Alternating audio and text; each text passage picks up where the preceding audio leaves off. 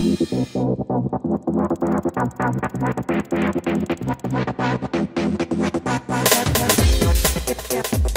listening to THEME-ADDICTS, presented by UnleashStrengths.com, the only show that embraces your addiction to strengths. Hey everybody, it's Andy from UnleashStrengths.com. Thank you for tuning in to another episode of THEME-ADDICTS. This is episode number 4 with guest Grace LaConte. And Grace is a very dynamic individual and had a lot of amazing things to say about the insights that she's received through StrengthsFinder and how she's been able to use them. Thanks again for listening to THEME-ADDICTS, and I will talk to you guys soon. See ya. Hi, this is Andy Sokolovich from THEME-ADDICTS, bringing you another episode of the one and only podcast that concentrates on what we love most, our strengths. Today's guest is a good friend of mine now. We've talked several times actually on the phone, and we just spent about 20 minutes getting this podcast all set up. So I know that she's going to provide us with some solid knowledge and some great insights into her strengths journey. So Grace, go ahead and introduce yourself and start off with telling us what your top 5 are. Hi there, my name is Grace LaConte. I live in Sioux Falls, South Dakota, and I'm a business consultant specializing in change management and process improvement processes. But really what I love to do is to help people reach their potential and to get past barriers that they have in their lives, and therefore how that affects business and growth and moving forward with your goals.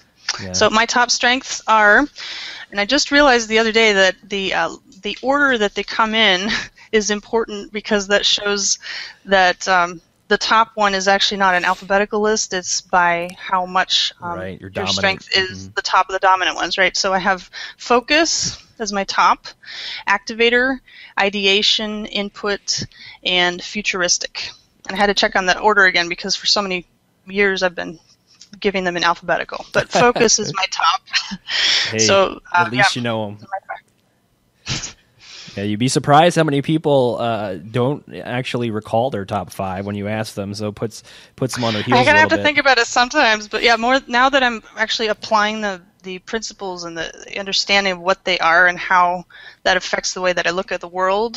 It kind of comes out in everything that I do now. Which instead of focusing on the things I don't do well, I can just keep moving toward the things that I do, which is the whole point of StrengthsFinder. Right. And I already, we talked about this earlier, but your activator was coming out during the process trying to set up this Google Plus Hangout because get it going. I don't want to cancel today. We were having some difficulty, and I'm going to take a little slap on my own face because I was telling Grace, I can't hear you. And she's like, well, everything's set up correctly, and I had mute selected on my keyboard, so that's my bad. But so now that we know what your top 5 are, let's talk about the StrengthsFinder. How was it introduced to you? Maybe who introduced it to you and why? I actually had to go back in some journals and old emails to figure out when I first heard about it. But I do remember who it was. It's a friend of mine named Judy. She's a medical transcriptionist, as I was. In 2009, she took the test and told everyone that she could find how much it had changed her. And she really encouraged me. She said, Grace, you really have to take this test. It's a book and a test. And I'm like, what? A book and a test? How does that work? Right. She said, yeah, you have to buy the book, and then it gives you a code, and then you take this test, and it will change your life. And I'm like, yeah, sure, whatever. I've heard about personality tests. But I took her up on it. I bought the book new, got out the code, logged in, took the test. And when I saw the results, I was a little bit, I don't know if it was life-changing at first, because I kind of saw that the themes followed certain key points in my life that I'd never really thought of before, but it didn't truly dawn on me at that point what I could do to make decisions for the future. It was kind of a process. I reviewed them, and then I put it away, and then I'd come back to it and review it again. I read through the detail, but it wasn't until actually quite recently that I've been able to see a much deeper understanding of not just the top 5, but the full 34, the full 34 themes, the bottom 5, and then the biggest thing that I've been noticing is how everyone has 5 strengths. I have no idea how that just probably my focus, my need to have a goal. Sometimes I just don't realize what others around me are going through. It's just I want to get to the goal that I've determined with the help of others, and sometimes I just lose track that everyone has 5 strengths and everyone has something important that they can contribute. So that's what I've really been understanding lately. But yeah, Judy was a great catalyst for me to get into this. Yeah, it's important that somebody, and I'm going to spin around here real quick and just show the book to the camera in case you don't recognize this. This is StrengthsFinder 2.0, and I actually saw it on the shelves at Target yesterday. So it is out there. Really? Yeah, it is out Target. there. It's available. I mean, its popularity is growing. But a great gift to give somebody and you know, this is my question sheet I have, my little cheat sheet. This question falls a little lower in the ranking order here, but you brought up a good point. Is your initial response was, oh, great, another assessment, another personality test. I've done those all along. Excuse me. So when you, now that you're aware of your strengths and you've grown to love StrengthsFinder and the concept of strengths-based development, when you approach others about taking this assessment, do you hear that often? Oh, great, another assessment. And what kind of resistance do you get? And then how do you kind of get around that to let people know that it's just not another personality test? I think there are 2 groups of people. One is the type of person who's seeking to change something about their situation, and they just do not know what to do next. They're kind of at a crisis point, and I think a lot of us go through crises. I've gone through many. Right. And I'm becoming more aware that can happen kind of quietly in someone's life. It doesn't have to be a major event. It can be from a combination of different stresses that you really hold on to. You're really strong through it, but then inside you're going through this massive transition and you're confused. And so that's one kind of person that I've been able to encourage to take this test so that they can get past that point of feeling confused and maybe rejected, or like, you know, things aren't going the way that they'd like. Then the other person is the one who's quite confident in who they are. They think that they know themselves really well, and that's the person who's taken other personality tests. And I mean, I'm an INTJ. Did not really help me figure out my future path. It just helped me to see that I tend to be more introverted. I need time alone, and I'm more of a thinker and a judger rather than a feeler. You know, but that didn't help me to determine what my future occupation should be or what decisions I should make. So for that person, I would say that this is absolutely not a personality test in the sense of the way that you come across to people necessarily. It's more the internal decision making that you do naturally. Who are you when it's easy? You know, when you just, this is the easiest method that you use to get to communicate, to make decisions, to look at the world. That's what this is going to help you to see. So that's how I see it's different from a personality test. Yeah, and that's good. That's very insightful. I mean, you really have to. Everybody seems to be super guarded and automatically gets a little defensive when you talk about, hey, maybe you should take this assessment, because especially people who just say, you know what, I don't want an assessment to tell me who I am. Like you said, they're very confident in their abilities, but this isn't this isn't going to tell you who you are. It's going to tell you, it is going to tell you who you are, but it's going to tell you how to make a better version of who you are. Exactly. So since the day you were introduced to strengths, maybe you can tell us a little bit about your journey. So you got your top 5, you absorbed them, you kind of learned them, you claimed them. How did you go about aiming them and putting them into action to kind of better your life personally and professionally? That's a good question. That's where I think, looking back, my least important strength is context. So the 34, and by the way, I'm going to say this a few times in this podcast, but I just 2 days ago paid for the full 34. It's $89. I cannot stress enough how insightful it has been to open up that full list. I did not even know that you could buy the full list until 2 days ago. I was listening to another podcast. So incredibly helpful to know what my bottom ones are and where the rest of them fall in, and how my top 10 help to influence the way that I think and come across. So anyway, so looking back in time is not, I don't look back in order to make decisions or to live in the present. I look to the future. That's one of my strengths. But I do like to associate and connect. So a lot of times when I'm looking to the past is to connect things so that I can make a decision about the future.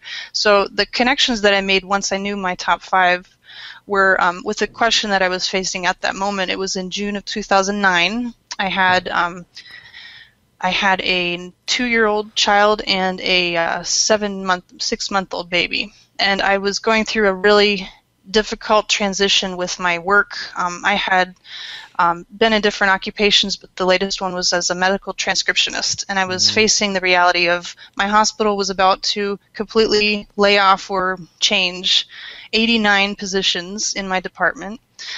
We were a really tight-knit group of people, really closely connected to each other, and we all worked from home. Most of us worked from home, but I saw futuristic, I could see what was happening. I could see that there was a change happening with electronic health records.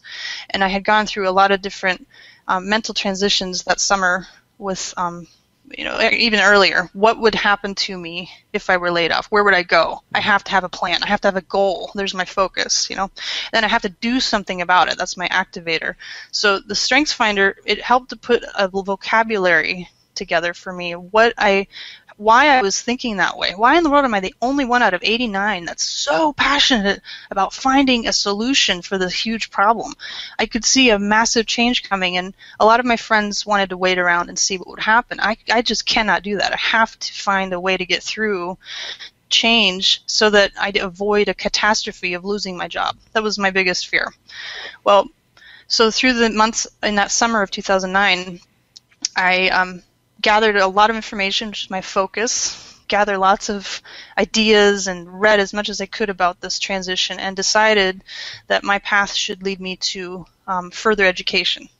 So I enrolled in a master's program in health information management, mostly online through College of St. Scholastica in Duluth. Go Duluth, Minnesota. Yeah, Duluth. Great city.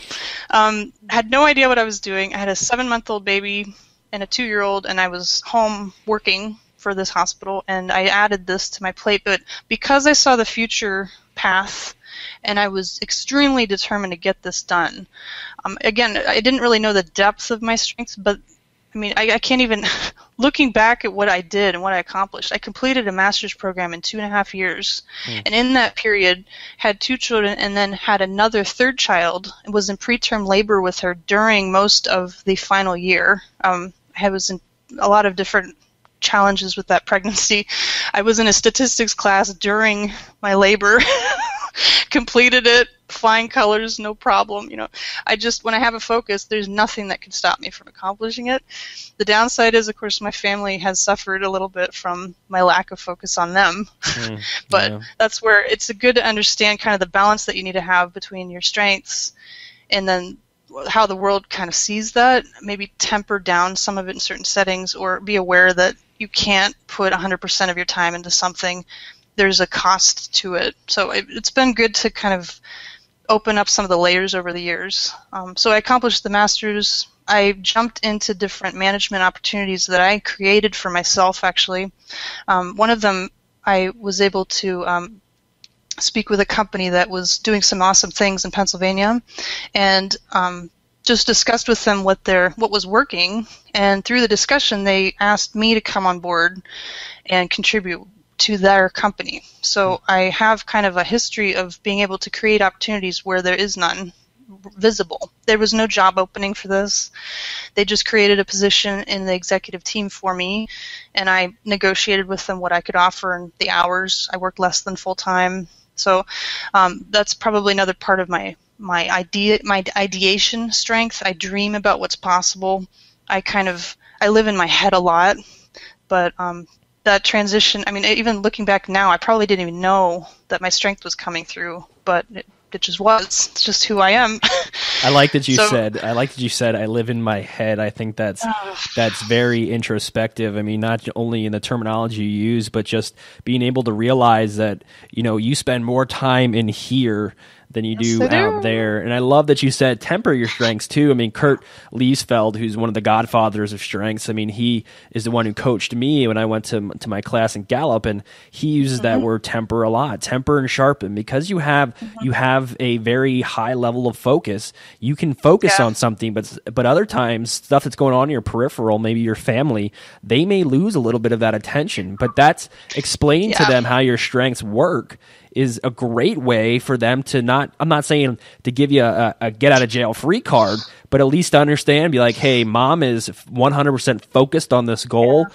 That's the type of person she is. So we really can't take it too personally if maybe for the next couple of days or something, she's not as in tune to our needs as she is in the direction that she's heading. So I love that you said that. And also, just to touch back on your full 34, that list can be purchased at GallupStrengthsCenter.com. Again, that's GallupStrengthsCenter.com. And it's very important to look at that list because, as you said, Gallup breaks it down into 3 separate sections. You have your dominant themes, which are your top 5.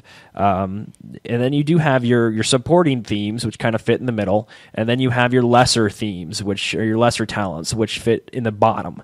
But it's important to know where those bottom ones fit because they're not necessarily weaknesses. They're areas of your life where you might need to collaborate with somebody in order to be effective. So that's great. Not many people mention their full 34 because they're either not willing to make that financial commitment or they don't see the benefit in it. It's so worth it. You have so many choices you can make in your life. There are things that you could put off a little bit or not contribute to. Don't buy some lattes for a couple weeks. Right. Save the money and get the 34 full strength. So I just can't tell you how important that's been. Yeah, and it also allows you to prioritize tasks or things that you're trying to pursue, because if you see there's 3 or 4 talent themes that fall very close to the bottom, you may say, hey, these just aren't worth my time. The whole concept of strengths-based development is to stop focusing on your weaknesses, learn to manage them, but focus and harness and leverage your natural given strengths. So that's what that 34 really reveals, and it is very insightful, especially if you become intimately aware of your top 5. It provides some amazing insights. So everybody in their strengths journey has that aha moment. Maybe you can share that with us. That time when you received your top 5 and you were looking and maybe you were just kind of at that weird apex where this stuff's kind of cool, but I don't get it. And, this stuff is revolutionary and it's changed my life. But then something happens and you're like, man, that is me. And that's what we call that aha moment. Did you have one of those? Yes. Yeah. Do you want to explain it? 2, actually. Sure. One was after I had been allowed to work in this position that I helped to kind of create in an executive level for a management company in Pennsylvania. I noticed that I was so excited to get to work with teams of people and to recognize what they contributed to the team. But I didn't necessarily create the team. I was just more watching what happened and what was working. And then I was able to kind of give some feedback. I noticed that you have a real strength in this. Have you thought of helping others to understand the way that you think? I mean, I tend to kind of be more cerebral. Intellection is my number 10. And I mean, anybody who knows me well, my whole house is full of books. My poor children, I can't even imagine being a child in our family because we expect a lot of them. We talk to them like adults, sometimes with, management ideas, business concepts, vocabulary that most adults probably don't even use in daily life. We just expect them to, we define it, but we expect them to kind of listen and understand what we're talking about.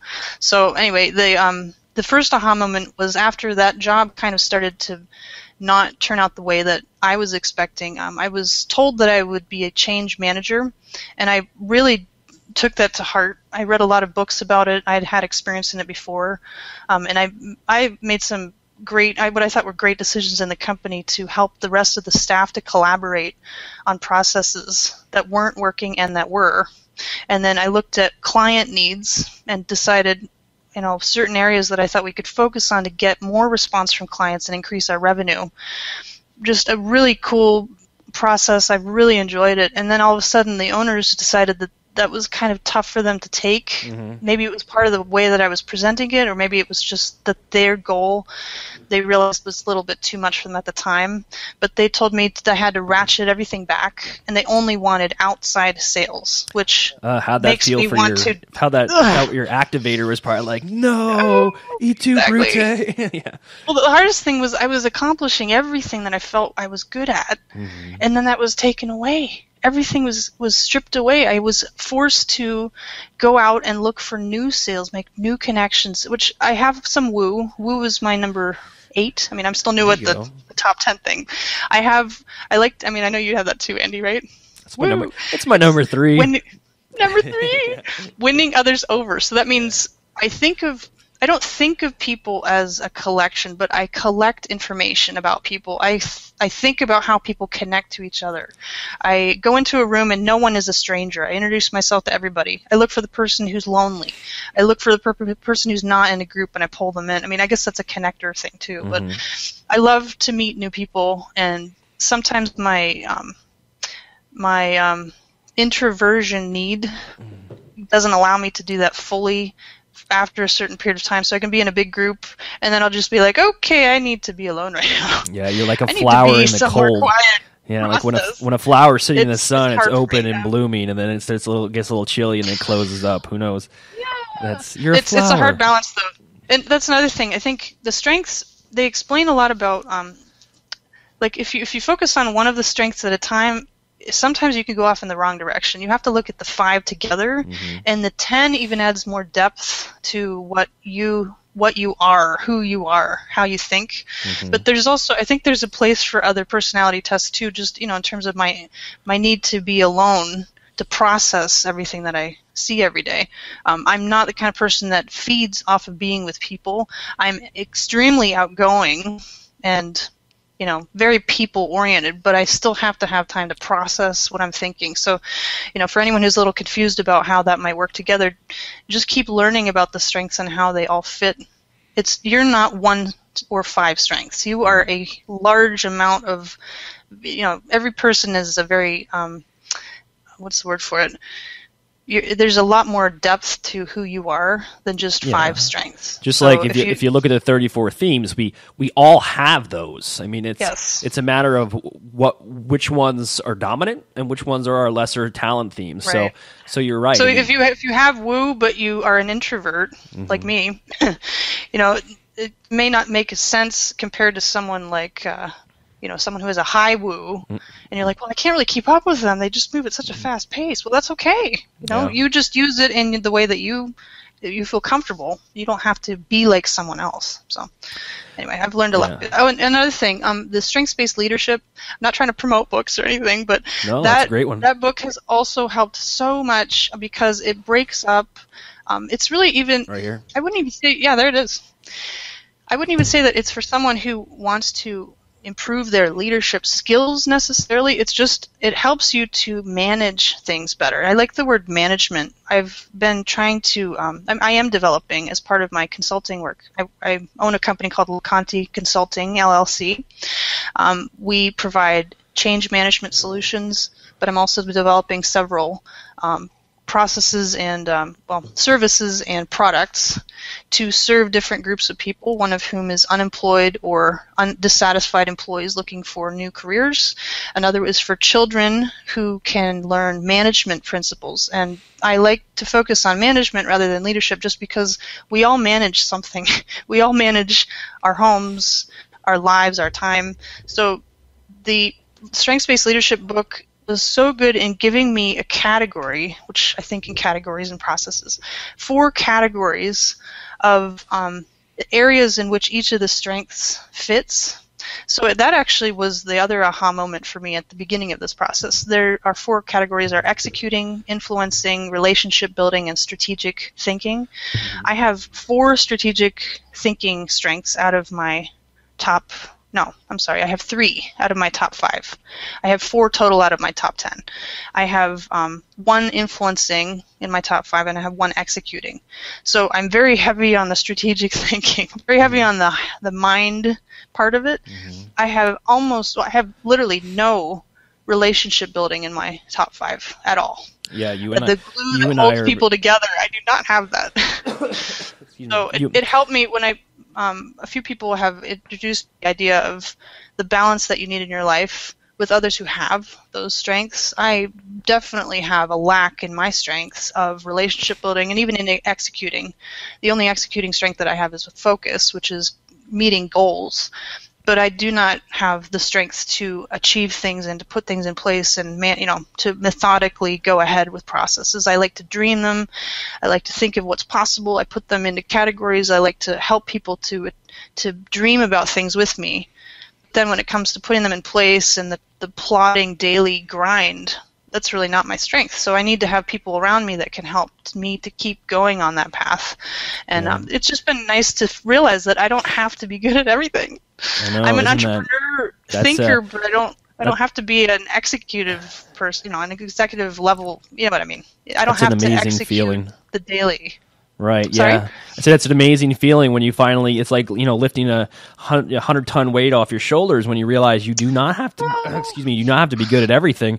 I'm suffering from a little bit of a cold here, so if you hear me cough, I apologize.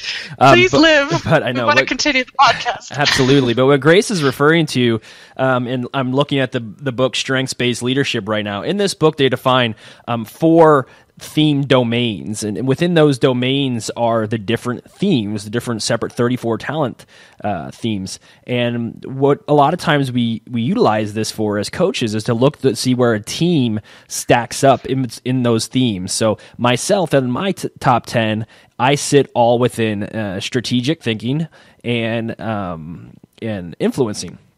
But I'm very, very similar to Grace, like what you said, just to reiterate. I'm an idea guy. I come up with ideas, but if there's nobody to kind of spearhead the management or the direction and actually doing the logistical stuff to make that idea come to fruition, it's just going to go dead into water. It's going to be a good idea, maybe floating out there with some water wings, but until somebody picks it up and runs with it, it's just there. And I'm not necessarily happy that it's just out there floating in the middle of the water, but I don't have those strengths. So in order for me to make sure that idea goes somewhere, I have to tap into somebody and collaborate who has a great amount of focus, arranger, activator, who I know is not going to want to sleep a wink until that idea is in the next step towards becoming reality. So that's great. And if you read the book Strengths-Based Leadership, it's a little bit obviously better defined. It is another book brought to you by Tom Rath, the author of the StrengthsFinder 2.0. So that's great stuff, Grace. I'm glad you're sharing so much with us, because I think everybody that listens to this podcast may not be 100% sold into the concept of strengths-based psychology or positive psychology, but may want to know, and I lead into my next question, if they're just sitting there and they've listened to this podcast, they bought the book, they took the assessment, they hit that Control P, and out comes their 20-plus page action plan with their top 5 on it. What advice would you give that person? They're just brand new to strengths. What would you say to them to kind of get the ball rolling, to let them kickstart their top 5 and start taking action to make their life better? Start taking action. Well, I'm an activator, so you asked the right person. You have to say action. I'll try to tone it down for people who don't like to move quickly. Like my husband is the complete opposite of my strengths. Yeah. All of my bottom ones are his top ones. And just a side note, but it's so hard to even say this, but I didn't think that he had he or other people with the quiet, more introspective people glue, the glue that holds people together, those strengths. I didn't think that they were as, I didn't think they could move things forward the same way that I can. Mm-hmm. For some reason, all these years until recently, maybe it's because we're all a little bit self-centered, or maybe I'm more self-centered, but I've been trying to realize to the humility that comes with recognizing that everyone has 5 strengths. Everyone has validity in expressing that to the world, and there is value to what every single person can contribute. It's just been so eye-opening to me. So my husband's strengths, he probably doesn't want me to share too much of his story, but he is a civil engineer. Mm-hmm. He's been through several different job changes because of the economy, from one kind of engineering to the other. He was in sales at one point, and now he found his niche in railroad engineering. He's a project manager, but his biggest strength is not in managing the project itself. He's very good at that, but his amazing strength is people.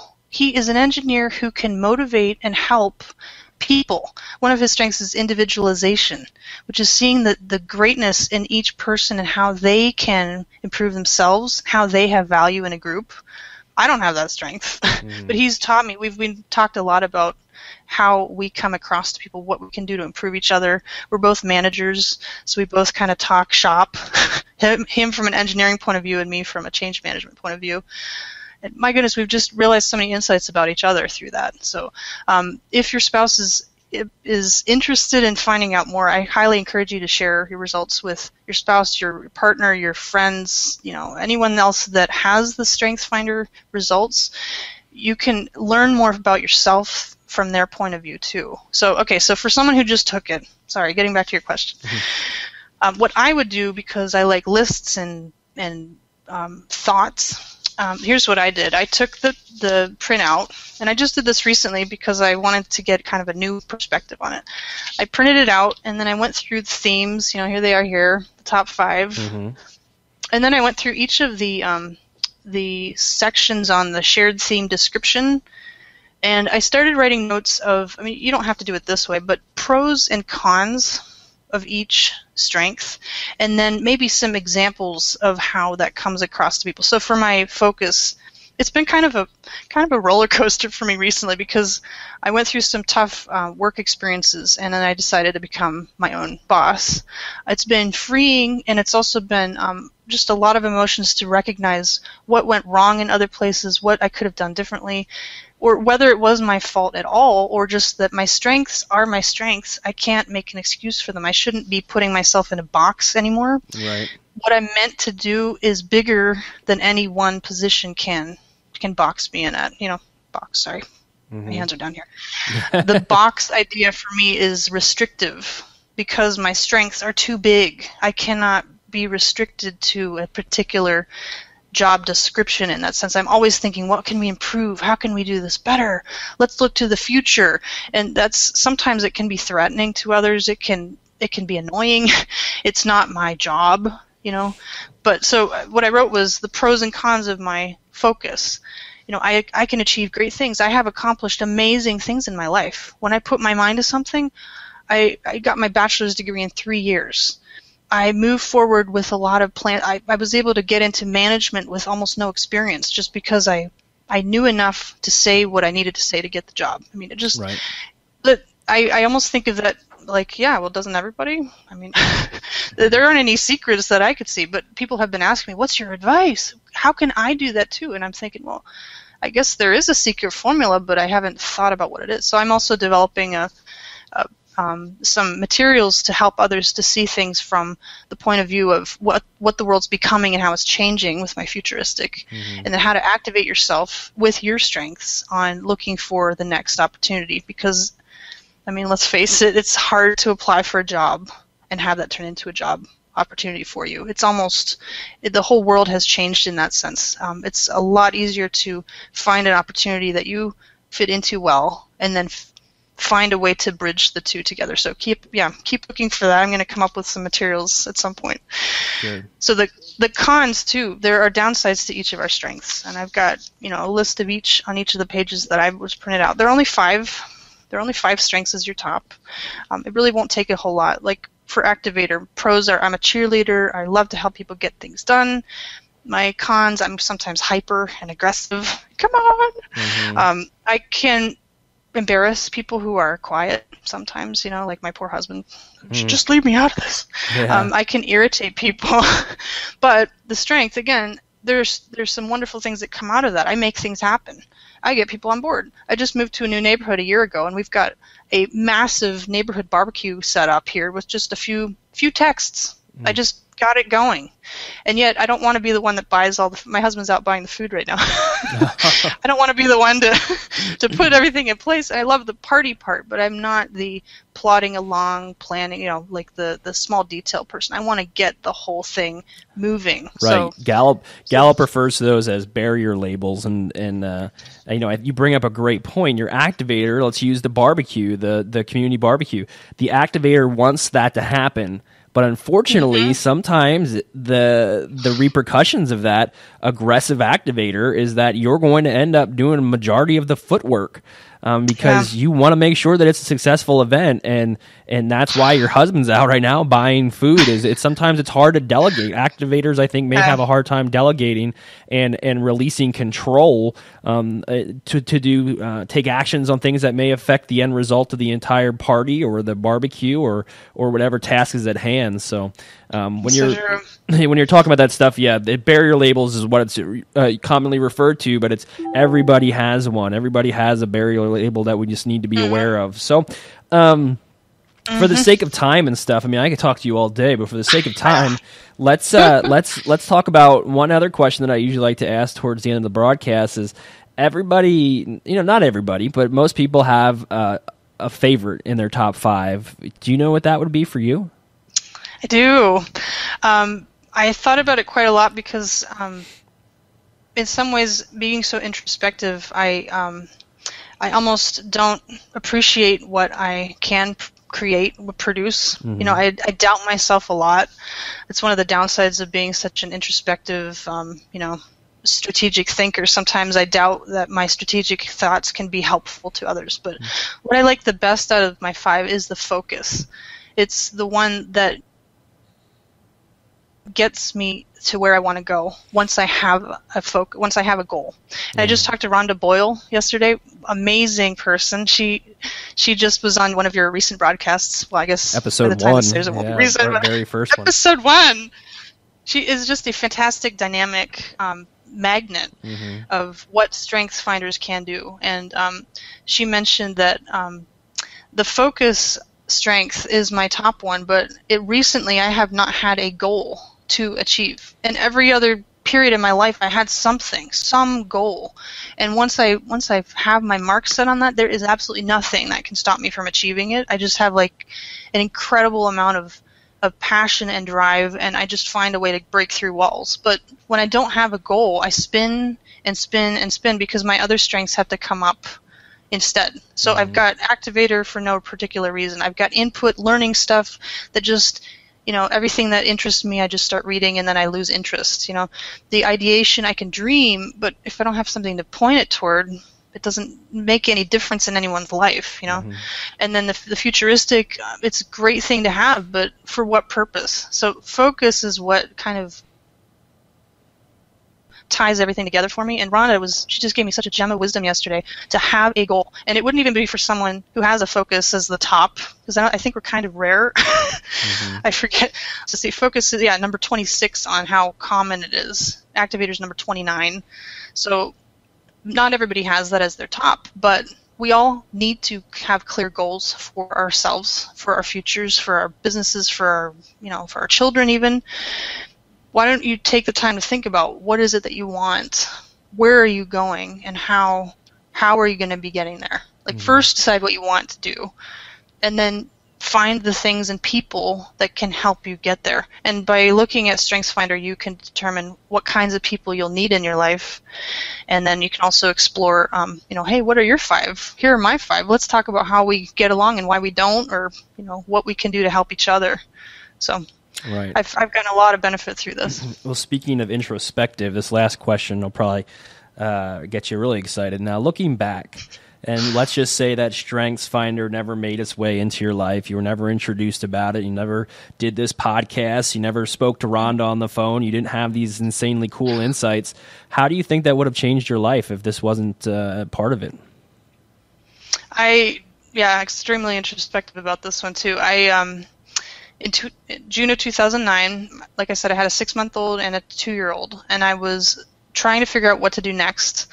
I knew that I could kind of see what was happening, but I didn't know what the name for that was.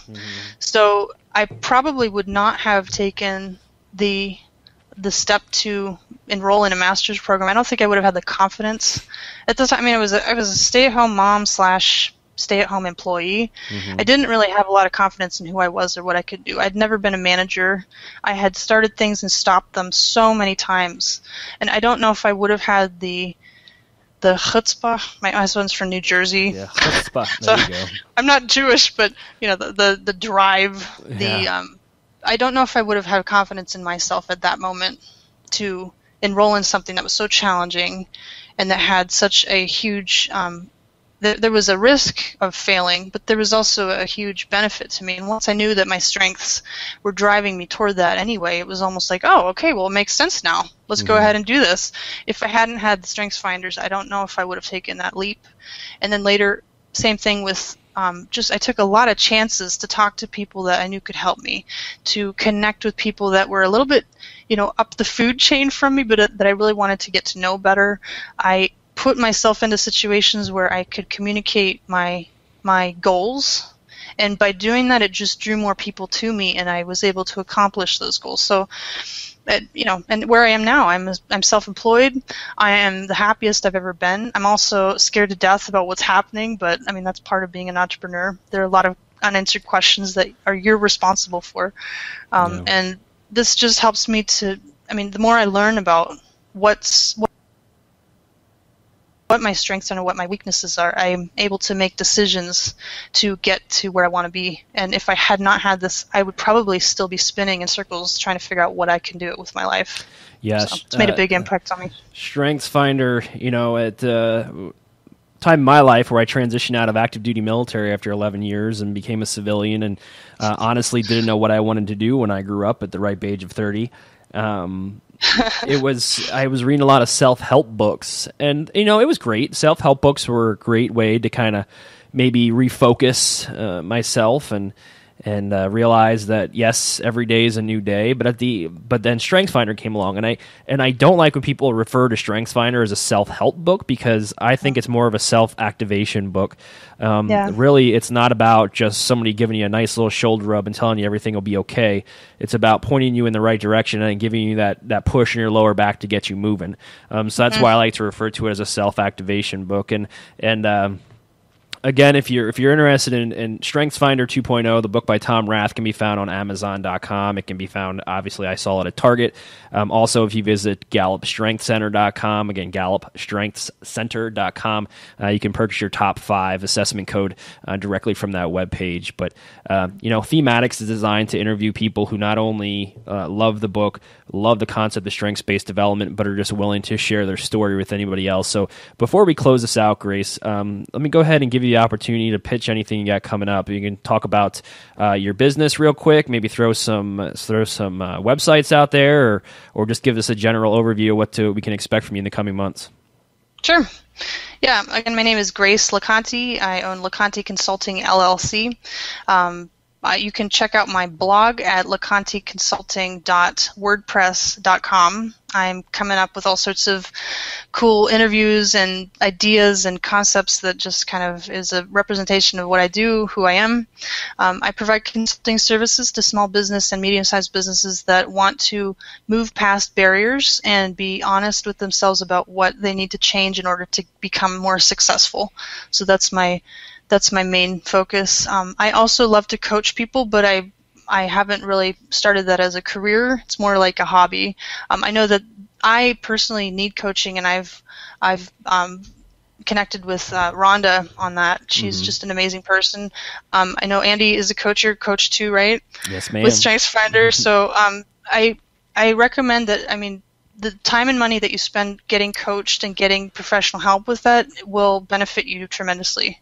And I can't overemphasize how important it is to hook up with someone who understands your strengths so that they can give you the best feedback possible. But I'm working on several different lines of both consulting work and product development for children's training material and games on management.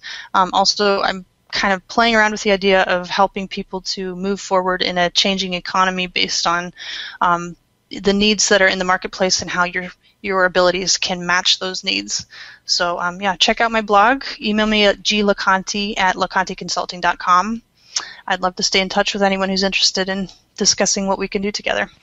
That's awesome. Well, hey, thanks for being part of a show. You were an amazing guest. Maybe in a few months or a year, we can bring you back for a Grace LaConte 2.0 and touch base and see how your strengths journey progressed.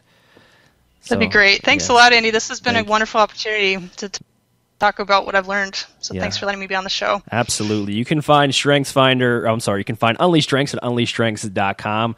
You can also hit us up on Facebook, Facebook.com/UnleashStrengths. And as everybody already knows, we're on Twitter at UnleashCSF. Again, that's UnleashCSF. So make sure you follow us. Our blog posts and our podcasts are usually published every 2 weeks. So, and also we're on iTunes. Go to iTunes podcast, just search Theme Addicts. Again, that's Theme Addicts, and we'll be there. And all of our shows are readily available with just 2 episodes deep right now, but we're working to get a bunch of interviews done so we can provide you guys with a massive amount of content. As always, this is Andy from UnleashStrengths.com. Stay addicted. Talk to you soon. See you. Thank you for listening to another episode of THEME-ADDICTS presented by UnleashStrengths.com. Remember to embrace your strengths and always stay addicted.